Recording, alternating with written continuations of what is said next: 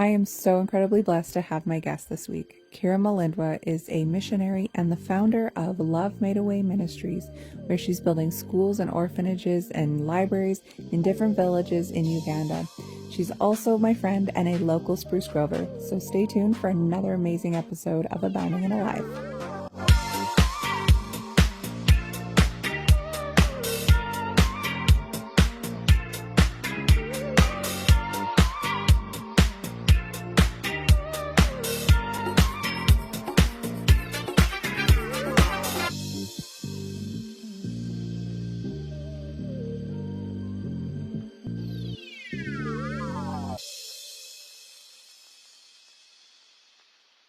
Hello, and welcome back to another episode of Abounding and Alive. I'm your host, Becky, and if you are a returning listener, thank you for being here. I really appreciate everyone's support, but if you are new here, thank you for choosing to watch my show. I know you have a lot of things to choose from online, but you are choosing to be here, and I appreciate it, and I promise you will be blessed by today's show.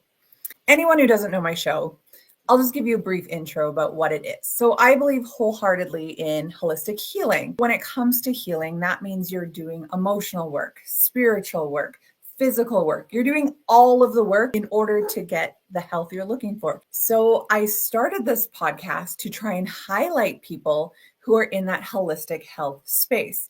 More specifically, people helping others. Now, it doesn't have to be people helping people per se. I do have somebody who helps with animals, and you will hear from her in a couple weeks. It can also be people helping themselves, overcomer stories, stories of survival. But it can also be people who help people. So one-on-one, we have motivational coaches, we have trainers, we have speakers, we have authors, or we have people who help others on the other side of the world. And that is where today's guest comes in. Her name is Kira, and she works, well, I'm not even going to say, I'm just going to let her introduce herself because I don't want to take any or steal any thunder from her. Hi. Hey, Becky. So, Kira, I'm so excited to have you here. Obviously, what you are doing is very near and dear to my heart. But I want you to just explain everything from the beginning. Tell me who you are, what you do, how you help people, where across the world. Awesome. Well, my name is Kira Mulindwa. As you may notice from the last name, I'm married to a Ugandan. And so I went to Uganda for the very first time on a mission trip in 2007. And I absolutely fell in love with the country, with the people. And so I went on a 2-week mission trip, and I just knew that that is where I needed to be. Wow. And so I came back and I quit my job as a social worker, and I packed my bags and I moved to Uganda. And I didn't know that. Yeah, I did. So, oh my goodness. Yeah, so I quit my job, and my mom probably thought I was losing my mind. Yes. But I kind of like Stuart at that point in time. So I was like, I can go do the work of the Lord and check out this guy in the meantime. Right. And so I ended up marrying my husband down there. He was my interpreter. And during that time, there was a war going on in northern Uganda. Pastor Jennifer, a mutual friend of ours, she was actually a child soldier and abducted by the rebels. So there was a war going on at that time where Joseph Kony and the rebels, they were coming and they were abducting children and training these children to become child soldiers. And so in the middle of the night, they would come and they would steal these kids and they would train them to either like you kill or we kill you, you maim or we maim you, you rape or we rape you. And that was the whole mentality. Yeah, it's pretty intense in northern Uganda. And so that's what I was living in. Out of that, an orphanage kind of was born called the Uganda Jesus Village, where we took the kids out of the northern part of Uganda and we brought them to a central location in Kampala, and we started the Uganda Jesus Village. And now all those kids become adults. That was back in 2007. We're at 2025 now. In the last couple of years, I just felt God say, well, what are you going to do now? All these orphans are adults. And so I decided that I was going to build a school. And so we have a school in northern Uganda where we take care of 527 students full-time. Education is really, really expensive in Uganda. So say the average police officer would make like $200 thousand shillings. That's about equivalent to $75 Canadian a month. And so, you have to pay your rent, your food. Then you're looking at school fees, which are about 500,000 plus, which is like $250 every 3 months. So how do they pay for their kids to go to school? And so a lot of Ugandans are very uneducated. And so I just felt like God said, let's do something for their future. And so myself and a couple other partnering ministries, we built this school. We feed them every day. We now have 27 full-time staff, as well as, our 527 students. And so that's kind of how it got birthed. And now that is completely self-sustaining for the most part. And so now I'm going into other areas and being like, okay, now what? Right now we're trying to build a library in the northern part of Uganda, literally in the jungles in the middle of nowhere.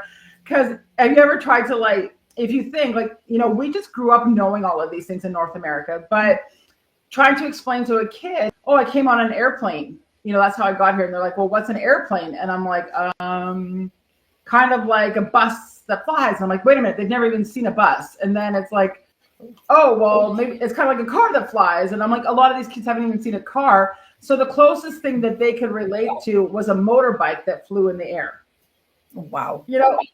So it's like, how do you explain these things, right? So we built a library and we built playgrounds. We do feeding programs. We do, I make washable, reusable sanitary pads for girls to keep them in school during their monthly cycles, because that's a huge issue. I remember asking my sister-in-law, I'm like, well, what do girls use when they don't have anything? And she's like, well, moss or like old rags. Pardon me, moss? Yeah, that's what I said. Nature's pad, I guess. I guess, right? But I mean, it's something to think about in North America. So these girls are getting all these infections and stuff because they don't have proper things, or they end up selling themselves to men for sexual favors to get $2 to buy pads, right? Or they'll have to work hours in farmers' fields to get pads. So, I mean, just things that are so second nature to us, they don't have that opportunity, right? And so we also have a clinic there, a small clinic. That's just a little bit about what we do. That's intense. I don't think I don't know. I think we're fairly ignorant over here in that, yes, that there are third world countries, or that there are countries where people live differently than us. But I definitely think we take for granted. I was complaining how expensive pads were to buy for my kids the other day. I'm like, $10 for a bag. This is an outrage. But you know what? It's not moss. Yeah. It's not a plant. I'm just thinking how accessible everything is for us. And it's not over there. And I mean, I would like to think that I'm fairly worldly. I know some things, but even now you're blowing my mind here. Yeah, I mean, I was shocked too. Because I just started thinking, when I was living over there, because I lived in Uganda for a couple of years simultaneously while I was waiting for my husband to get his visa to come to Canada, or his permanent residency. And so you start trying to figure out, you would even as a white person, I would go to the bigger supermarkets, and you would maybe find a very small sample size of pads of they have 3, or some of the bigger superstores you could get maybe some OB tampons, but that was it, right? So you have 2 options, and for a white person even, they were super expensive, right? And so I was like, how do people afford these? And then I started asking these questions of well, what do people do? And then I started thinking, I'm like, well, what if I just designed a pad? And so I just came up with a design. And so I just got one of the big, they the big pads there for some reason. So I got one of the big, always with wings. And I just traced it out on some cardboard. And then I was like, okay, well, we need a core. So I just cut up a bunch of towels, old towels, and made that the core of the pad. And then did a waterproofing layer, which I just use old shower curtains from the thrift stores, or those the heavier plastic tablecloths you can get from the dollar store with the kind of felt backing, and then a cotton layer and a flannel layer and some snaps, and away we go. That's wild. And so do you make those all yourself, or does somebody make those for you now? Yeah, well, I make them for myself as well as the women at Holy Trinity Catholic Church. They were awesome. They sold me a ton of them. And just different moms, different grandmas all over Canada and the US actually. And so we've not only just brought these pads to Uganda, but I've sent them to the Philippines. I've sent them to Caribbean islands. I've sent them to Pakistan, to Malawi, Africa. So they're kind of all over the place at this point. So It's insane to think that there are multiple countries in the world, probably millions of women in the world who don't have access to what seems like basic necessities, right? well, and then they end up having to do things that they don't want to do in order to get these things, right? So girls end up dropping out of school because they don't have pads, or they end up, like I said, they'll end up doing like sexual favors for older boys to get a couple dollars to buy pads because they're a very humble culture, and they're very like, I don't even know what the right word. They're very reserved, right? Like, and so they're very embarrassed about, like, they don't talk about having their periods like we would here, right? Like, Right. it's very hidden. It took me a while to kind of figure out like what was going on, and just talking to different girls. And I mean, the girls in the cities and stuff, they don't deal with it as much as the girls in the rural areas, but it's still, nevertheless, it's a problem that we deal with. And so my heart is to come up with solutions to the problems that they're facing. Yeah. So what other problems would you say face children there, or teenagers, or young women, or young men? Well, one of the other, actually, the very first project I ever did in Uganda was building playgrounds. Oh, wow. When I was living there, I was like, well, where do families go, right? So there's like the lower class, and then more recently, they've kind of got a middle class in Uganda, but it's like the poor, and the rich. Hmm. And so, if you have money, like, you can go bowling, you can go to the movie theaters. They have a Hyatt hotel. They have, a Sheraton. I mean, they have like really a high-end things. They have high-end swimming pools, spas, all of that kind of stuff, right? So, I mean, if you have money, you can live like you do here in North America, but that's only like 3% of the population. So I'm like, well, what does everybody else do, right? And so we had Kaler, our son, and we were living there, and I'm like, well, what do we do with him? Or what do other families do? And then we ended up having a flash flood, and these two twins end up dying in that flood because they were playing in the open drains. If you come to Uganda with me, you'll see it. They have these huge open ditches on the side of the road.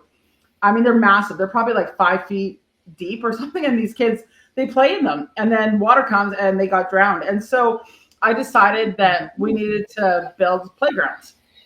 So that's what I started doing. I used all mostly recycled material and started building like climbing structures with old tires, putting monkey bars and slides and stuff out of metal as well, and like little metal drums so they could drum. And yeah, so we just started building playgrounds. Everything I do is just like, I find like, okay, what if I lived here, and if I was a mom here still, what would I want for my kids, and how can I make life a little bit better for families? How can I make things more accessible? And kind of my heart is like, where love is felt, the message of Christ is heard. And that's kind of always been my motto. Like, first, you can tell people about Jesus all you want, but if they're starving to death, they could care less about Jesus, right? And so That's fair. right. So, I mean, you have to meet the practical needs before you ever meet the spiritual needs. Yeah, I've never really thought of it like that, but you're incredibly right here. Like I hear people say all the time, like, well, what are you doing about it? What are you doing about it? There's a lot of people protesting everything you could possibly think of right now, but like, realistically, what is anybody doing about anything? Nothing. Yeah. They're just complaining on social media. So you're actually in there helping people, having practical solutions. Again, a park, we just take it for granted. As young moms as we were, you just take your kid to the park. You could go 4 times a day if you wanted. You wouldn't even think of it. And that was just kind of my heart behind everything we do, is like, I've always been kind of a person, and I never know how it's going to turn out. I just, I have a very small partner base. I don't take any money personally for myself. Like, everything that comes in, 100% of it goes back to the people. I don't pay myself or anything like that.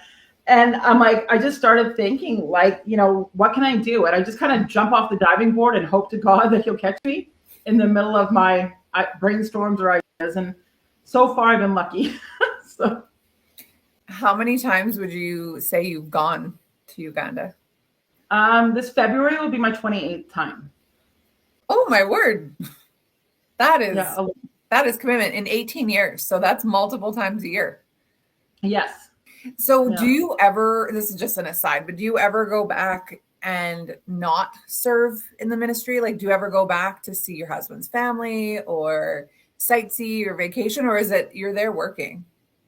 Most of the time I'm there working. I do try to make like one day on every trip to go say hi to my nieces and my nephews. And, Yeah. everybody needs you. And I mean, everybody, I have 67 orphans there. I have 527 students. I have 27 staff. And so when I'm there, I don't sleep. I'm like, it's just go, go, go, go, go for me. But I do. I always like to go on a safari when I'm there. Yeah. That's kind of my downtime. I'm like, how can you go to Uganda and not see like lions and leopards and elephants and giraffes? I'm like, you have to see them in their wild environment. We were talking about your next trip, how, it can be very heavy, seeing children who don't have much. So, so almost just padding that for your own, because how do you give if you have nothing left to give, right? If it's all drained out of you, being And able it's important for your mental health. Yeah. I found for my teams, they would, after like the fourth day, everybody would just start burning out and crying. Like, I mean, our debrief time was like an emotional like roller coaster. I'm like, call in Dr. Phil, so because people would just have mental breakdowns. And so I found that if we did like, like 3 days of intensive like ministry stuff, like feeding kids, being in orphanages, even driving there, it's just insanity, right? And so all of these different things coming at you, I find that like, on the third day, like it's like, okay, we're going to go to Cafe Java's, which is kind of like equivalent to like our Boston pizza. And so people can get chicken fingers, they can get a Caesar salad there, they can get something that's familiar, right? And they have this spa there called Sparkles, and you can get like a pedicure for like $2, and it is like the best pedicure you've ever had in your life. And so, we do little things like that along the way to keep our mental health in check, because you can't give out an empty bucket, right? And so I think it's really important, whether you're in North America or whether you're overseas, to take care of your mental health and to do things like absolutely. So. And I know when we were talking about this missions thing, which just a disclaimer to anyone watching, I'm considering going. I have to decide this week. But yeah, that you were saying. What? Sorry? I said we're begging her to come. Oh, I want to so bad. But just the stuff that everyone is bringing for these kids, and just for them to feel, number one, loved, and not that gifts mean you're loved, but in a group of kids who may not ever get gifts, like that is love, right?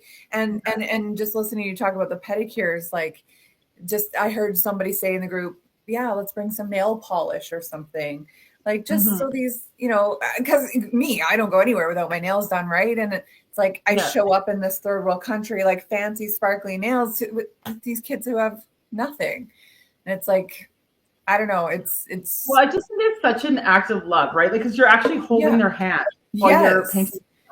That's what I was thinking. Like, it's almost intimate, like this moment where I'm like holding your hand and I'm trying to be as perfect as I can. I loved doing it for my girls when they were young. I'm not good at it, but I like to. Let's go pick out a color. Let's go do it, or take them to the nail salon or whatever. And obviously a lot of them aren't ever going to get this opportunity. So just to have that moment with a couple children is just so sweet to me, or teenagers or women or whatever. I see why you do what you do. Honestly, it's hard. I'm sure it's very heavy, probably pretty exhausting at times, but I see why you do it, because there's so much more out there beyond what we've got going on here. Well, I think it's so easy to get stuck in our world and our daily routine. I mean, so many people are like, oh, why don't you go back to social working? Or now that I just finished my counseling degree, it's like, why are you still going to Africa? And I'm like, because Africa is in me. Like, once you go once, it's almost impossible not to go back. Like, I hadn't explained it. They just have a way of getting into your heart. And it's just such a safe place to go. Uganda is a very safe place to go. And the people are just beautiful people. And just having those moments to, I might not be able to reach the multitudes. I mean, I did. I used to preach in front of like hundreds of thousands of people. I would do these mass crusades. And one day I was like sitting in the bathtub, and God literally, he's like, you are wasting your money. You are wasting donors' money. And I'm like, it was very convicting to me, because I'm like, whatever happens to these people afterwards, like nobody ever knows, right? Yeah. And so with the school, I mean, I started with 3 kids from our original orphanage that, I knew they knew Jesus, they knew his love. And that was it in the whole entire region. And within 3 years, I know that every single one of my students have given their life to Jesus. I know where they're at. I mean, it's just awesome to see like the fruit of what has happened in their spirit life and in their mental health and in their physical health. We're there for them every day, right? And so it just was a practical thing that we could do. Like growing up, my parents always had those sponsor children, right? Through Compassion or World Vision or whatever. So I always saw that. And then when I was a brand new mom, I think Eden was a couple months old, I went to a church conference and I got my own sponsor child. That sounds so weird to say it like that, my own. Yeah. But I sponsored a child, and I actually got a letter today saying that he's done in the program now because he's aged out. Even the sense of pride I have with that this boy has really we've been in each other's lives for 15 years. I don't know him or anything, but there's a sense of pride there. So to go even further, like you have this orphanage, you have this school, you have all of these people that you're helping, and you actually get to see them go on to do things or see how the kindness or your generosity or your love has touched them and shaped who they are. Whew, I have chills, girl. Chills thinking about it. Well, and if you come to Uganda with us, Becky, it's the same. You'll find the same thing. I mean, you love these kids. And I mean, don't ever underestimate the power of being a World Vision mom or being a Compassion Canada mom. Yeah. Right? I mean, it is powerful. And they do make a difference. And I mean, these kids get to go to school and have meals because of people that do stuff like that. I mean, Jennifer, it was World Vision that rescued her out of the war, right? And so she was hiding in a canal, and some guy came by on a bike, and he sent back World Vision to get her and to rescue her. And so these organizations on the ground, whatever you can do, maybe you can't come to another nation, but maybe you can sponsor a kid through any organization, and it makes a difference. And you should be proud of yourself. Your kid got through school because of you. Yeah, that's true. I never really thought of that. He's from Brazil, and I don't know. I never really thought of Brazil as a place that struggled. All I see is like beautiful supermodels and athletes and stuff, right? But his town was on a garbage dump, and that was his job, to climb through the dump and find things that they could sell. Yeah, and it's like, how is that a life for anybody, especially a child? Like, it's not. Yeah, and it's very realistic in a lot of these countries, even in Mexico, right? Like that's where I started off, was in Juarez, Mexico. And I went and lived in the garbage dumps with these kids for a year. And it's very real, right? But we only see the resorts. You see Mexico, you think resort. You think Jamaica, you think resorts. But even Jamaica, there's still poverty. And, you think of all these different countries, like you said, Brazil, and you only see what you see. But if you go outside the resorts, you see a whole other side of those places. So. And for most of us, we don't ever go off those resorts. We never do. It is a little eye-opening, as you said, like the drive, even in these resorts. I've been to Jamaica, I've been to Mexico multiple times, I've been in Dominican, and you drive through some fairly impoverished areas. And then you soon forget, because, there's cocktails and there's a beach and whatever. But like, these people literally live like this all the time. And then, so, with my sponsor child from Brazil, like I started sponsoring him in 2010. Well, in 2013, my husband and I split. And so now I was a single mom, and things were very, very tight. And in 2015, still a single mom, I went to another, I think it was a concert. I think it was a Third Day concert. And they had World Vision there. So of course I got another little child from Philippines. And so now I'm the single mom. I can barely pay my bills, like legit barely pay my bills. And I've got 2 sponsor children. And, just to get that letter today, I had eat and open it up. And she's like, oh, this is cool, Mom. Like, how old is he? How long have you had him? I'm like, since you were a tiny baby.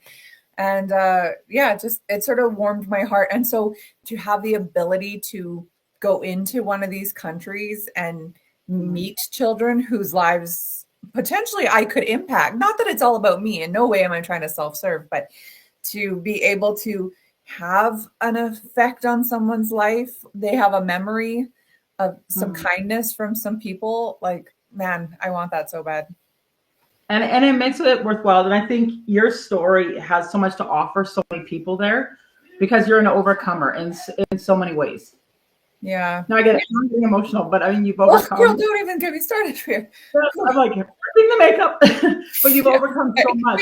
Being a single mom, to battling cancer, to all of these things. I mean, there was a time a couple of years ago we didn't know if you were going to still be here to even do this podcast, right? And so, totally. I mean, you have a story of being an overcomer, and yes, it's different scenarios, but I think for you to share, like, look, even in North America, things aren't always easy. Yeah. But if we put our faith in God, then He will pull us through. When there's nothing left, when there's no plan B, because a lot of these guys, they don't have a plan B in Africa. It's like either God shows up and heals them or they die. Wow. There's no plan B, right? Like, I mean, people always ask me, they're like, here, why do you see so many miracles in Africa compared to North America? Yeah. There's no plan B. It's like either God shows up and does something or they're dead. Like, that's it, right? And well, I think it's a testament to like the faith there as well. I feel like we're just so distracted here. And even me, I've seen some miracles in my own life, literally. And it's like, we're so distracted here. It's like, how do you even hear God or see miracles when your face is buried in your phone, or I've got a million things on my plate today? I've wondered this too, because I've heard about how Africa, like the spirit moves in Africa.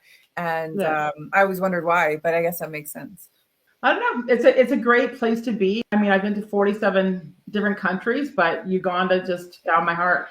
Yeah. So, gosh, it must have been pushing 10 years ago now. I was at work one day and we would hire this courier to come in, and he and I just became friends through him coming in, picking up our orders, going out. I'm chatty, right? Chat with everybody. But I found out he was from Rwanda, which is right beside Uganda, right? All I ever knew of Rwanda was like genocide, in the whatever it was, 90s. And he was like, you would love Rwanda. And I was like, would I? That seems sketchy for me. Single mom going there by myself. And he's like, no, it's amazing. I got family. If you ever want to go, I will hook you up, whatever. And I remember coming home and telling my friends, hey, I want to go to Uganda, or I want to go to Rwanda. And they're like, no, you don't do that. And I told my parents, certainly. They were like, absolutely not. But I know a guy from Uganda, and he was like, no, Rwanda is safe. It's totally safe. It's fine. Like, some stuff went down in the early 2000s and now it's safe. And Rwanda is actually one of the safest countries. So, and very, very clean. Oh, very clean. Okay, that's cool. It looked very beautiful from what I saw. But of the, the people that I've met from Rwanda or Uganda, just the most loving, kind, excited people I've ever met. Like your husband, angel, absolute angel. Like every time I see him, I'm like, just love that guy. Yeah, he's a ball of energy. He loves people. He is a ball of energy. Yes, absolutely. But, he's got no shortage of like hugs and great things to say about like my husband and me and my kid and everything. And he's just so sweet. And again, Jennifer and this guy, the other guy that I knew, and then the guy from Rwanda. It's just like such a loving group of people that you're just really not used to here. No, well, and that's what was one of like Stuart's hardest adjustments from moving from Uganda as an adult to Canada. He's like, well, where are all the people? And I'm like, what do you mean where are all the people? He's like, well, the streets are quiet. And, and then after a while, like, he would just go knock on our neighbor's door and be like, bring over a coffee and be like, how's it going? You want to hang out? Like, like, we don't do that here, Yeah, right. But, I mean, right? Because everybody there, they're so communal, right? Yeah. Like even for weddings there. So I got married in Uganda. Like the whole village comes together and they help you get married. Like they will, like one person will say, okay, I'll bring some chickens, and some people will bring a cow, and some people say, well, I'll buy the pop, and other people will be like, okay, well, I'm going to buy the tablecloths and the chairs and your wedding dress or whatever. Wow. So they all come together. The whole entire village comes together to put on a wedding. So I mean, I had like 700 people at my wedding, and I knew like 3. It's like an everything potluck. Yeah, right. And so I mean, Cool. everybody comes together to make it happen, right? They're very communal people, and they, like, I mean, we hear so much in North America. It's like, oh, like, don't give them your phone number and don't give them your Facebook, or they're all scammers and they're all, there's so many stereotypes, right? But reality is most people from these developing nations, they just want a friend. Mm-hmm. Well, I have to think of like how many Canadians are fairly trashy, like, can't trust. So, I mean, they must get a bad rap, but I think we're all thinking like the Nigerian prince here loaned me 30,000 and I'll give you 30 million email scam. I think people probably equate that, but yeah, I love this. I like every single day, I kid you not, since I thought about coming to Uganda, I'm like, okay, Lord, like, tell me, like, teach me, tell me money, all the things. And like every day I kind of just feel like more and more like you really do want this. Like I'll be honest, I hate flying. It's terrifying to me, or not even so much terrifying. I just hate it. Like I feel like I'm in a tin can. And I'm like, how are you going to be on a plane for 20 hours? Like, or longer, or whatever it is. I'm like, you can't do it. And I talk myself out of it. And then I'm like, yes, you can. It's actually not so bad because they're like really massive planes. Yeah, so we fly. Yeah, so there's like 6 seats in the middle and then 3 on either side. Wow. Because you're in the air. So you're in the air. The first flight is to Amsterdam, which is 8 hours.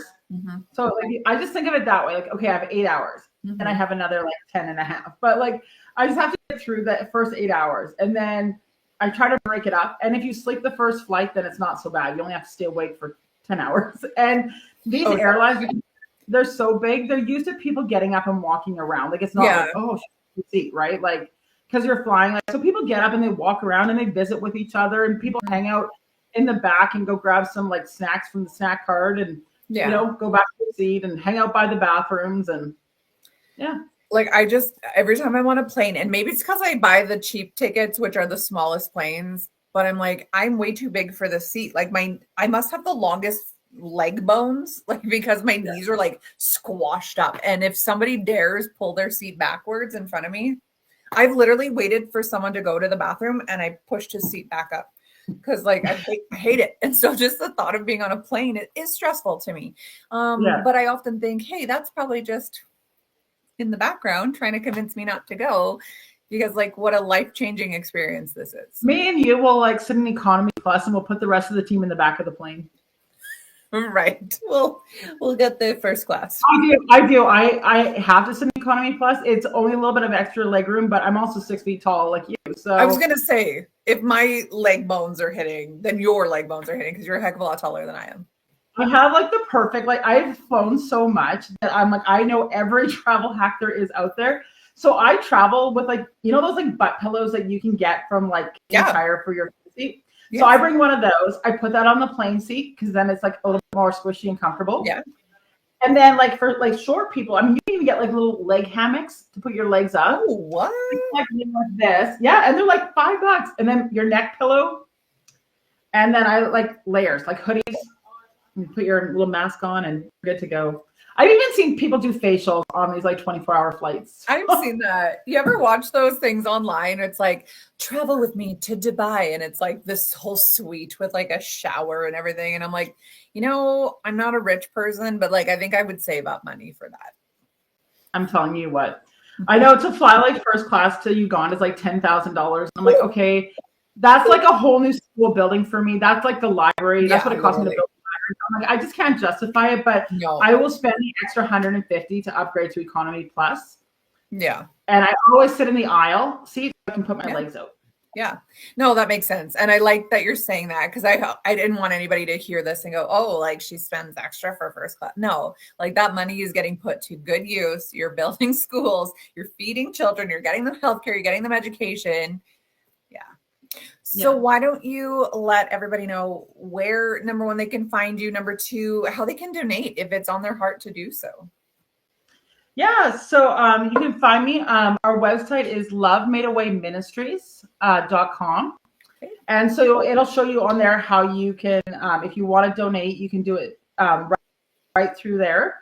You can also donate if you're local to church. Just put in the memo Love Made Away, or you can e-transfer at lovemadeawayministries.com. And I encourage you guys to give to Becky as well. She wants to come on this trip, and I need her to come. I need her to be my emotional support bear. Oh, like me, I'm so good with emotions. Yeah. Yeah. Well, we can process together. We'll go have a moment to process. We'll be like, Becky, I'm gonna lose it. Right. Us 80s kids were like, get it together. We don't cry in public. No, since cancer, I'm telling you, I am an emotional mess. I was so hardened before. And no kidding, it's probably why, honestly, I got sick, because somewhere emotions have to come out of you. And now I'm like, I see something and I'm like, ah! Like I was watching the Blue Jays game the other day and they have the national anthem and all these choir people were singing national anthem. And I always talk bad about Canada because I think we're in such a bad space right now. But they sang this national anthem and I cried and I was like, this was so beautiful, God. Like, so I don't know. Something's changing inside of me and it's probably for the better. Crying is good. It's healing. It is healing. Yeah, I've got a lot out this last year, probably year and a half. A lot has come out of me, and I'm very happy because you can't grow if you're holding on to something. So that's right. I'm very happy. Well, thank you again for being here. I love your story. I love what you're doing, and we need more people like you. Well, thank you. It was an honor to be on your program, and I really hope that all the funds and everything that you need to come to Uganda come together. Thank you. So people, like, if you don't feel inspired about that, then I don't know. I just love this. I have such a heart for missions and what Kira's doing. And I mean, there's so many missions around you, and you don't even have to be affiliated with a church to do missions, quite honestly. But I just have such a heart for helping others. And yes, I know we have people here in Canada, in the States, in Spruce Grove, where I live, that need help. And I try to help where I can, but sometimes your heart leads you in a different direction. And that's where, for me, for Kira, this is where Uganda comes in. I gotta say, like I was talking about in the intro, holistic healing is all about body, spirit, soul connected. And you can't heal any of the other parts unless you're working on all of those parts. I could eat the best food and work out every single day and go to every therapist and deal with all my traumas. But quite honestly, the more I dig into it, the more I'm drawn to the spiritual side of everything, because I don't know, if you don't have that spiritual side, if you don't have God, honestly, I'll say it, it's like how are you going to get anywhere? How are you going to heal? And so I know I don't talk much about my spiritual life on this show. The odd time it comes up, it's just not really the focus of the show, but I'm not ashamed of it by any means. So I just encourage people, if you're missing something, if there's a piece missing in your healing journey, if you're doing all the things, all the holistic, all the supplements, all the eating, all the whatever trauma, and something's missing, you may want to consider that there's a higher power that created you, and you're not acknowledging that, or you're not releasing and letting go to that. So anyways, that's it for today. Join us next week when we have a lady here. This is a terrible story. Well, it's uplifting, but she was told that she was never going to amount to anything because she has disabilities. I can't believe people say that, but she will be here next week telling her very inspirational story about how she overcame that. So make sure you are back with us every Thursday at 10 a.m. Eastern, 8 a.m. Mountain Time, or somewhere around there, depending on when I get to posting it. So thanks, everybody. Have a wonderful day.